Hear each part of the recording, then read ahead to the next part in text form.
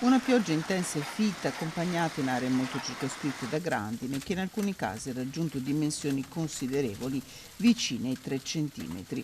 Il maltempo flagella per il secondo giorno consecutivo il Padovano. Durante la notte gli acquazzoni si sono susseguiti, ma il fenomeno più violento è arrivato poco prima di mezzogiorno. Una bufera di grandine e vento poco prima di mezzogiorno. Qui siamo a Santa Maria di Veggiano.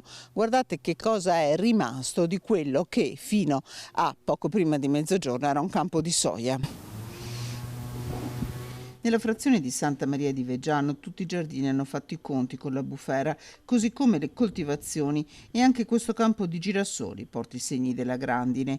Qui, come in altri 2 comuni ai piedi dei Colli Euganei, Saccolongo e Cervarese Santa Croce, che vi mostriamo nelle immagini girate da Luca Tecchiato. La pioggia violenta ha interessato anche la città di Padova e altri comuni come Villafranca Padovana, a cui si riferiscono queste immagini.